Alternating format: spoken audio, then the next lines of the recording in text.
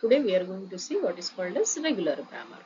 So regular grammar represents the regular languages. We have seen what are regular languages. That is nothing but any language which is accepted by finite automata, which could be either DFA, NFA or epsilon NFA. We call it as a regular language.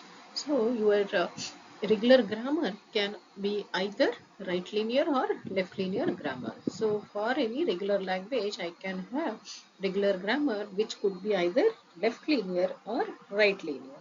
So we'll see what is called as right linear. So a grammar will be having VTPS as the four parameters, where V is the variables, T is the terminals, and P is the productions, and S is the start symbol, which is a symbol from V.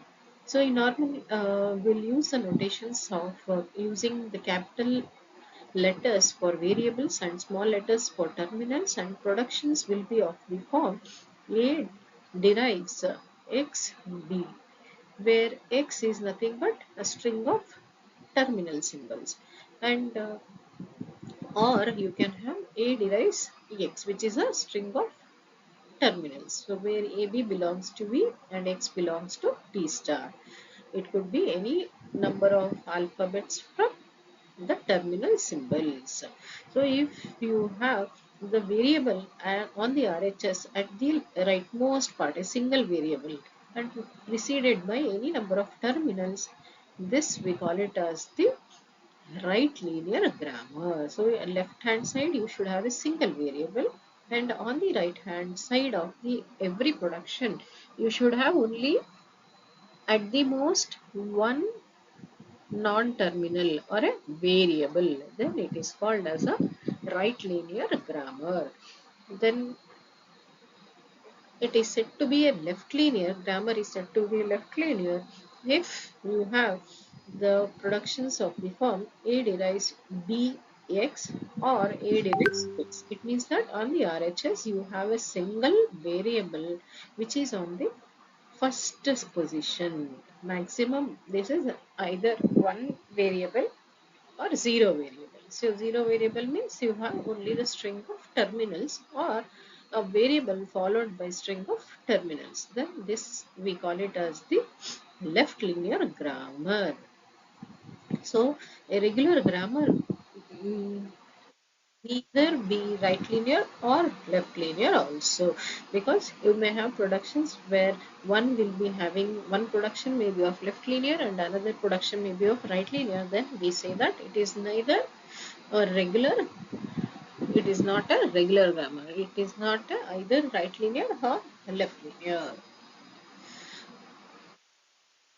So note here, so as I told, in a regular grammar, there should be at most one variable which is appearing on the RHS, and it has to be the rightmost or the leftmost symbol of the right hand side of any production.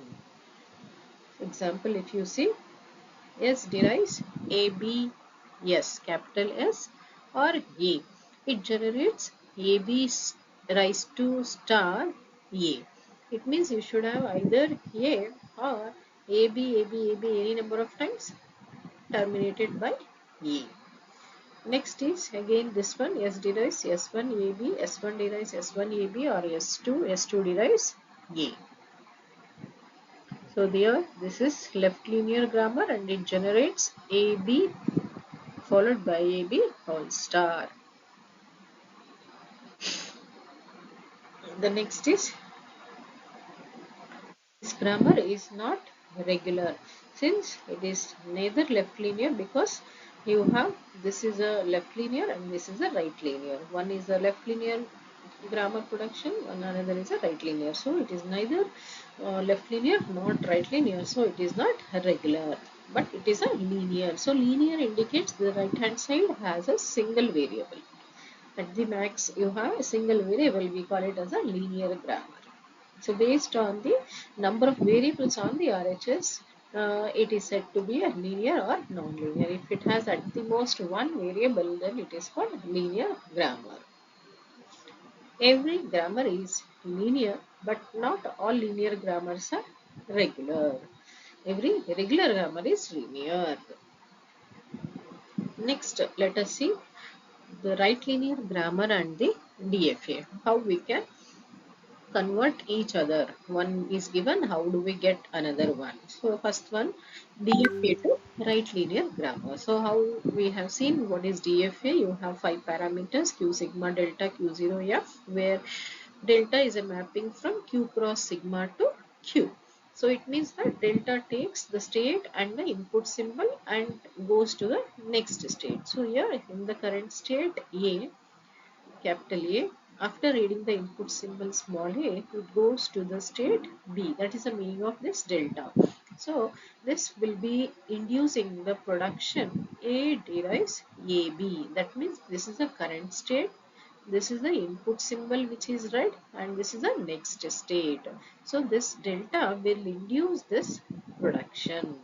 Now if this B is a final state, then include A derives A, or else you can also include the production B derives epsilon. So both the ways you can do it.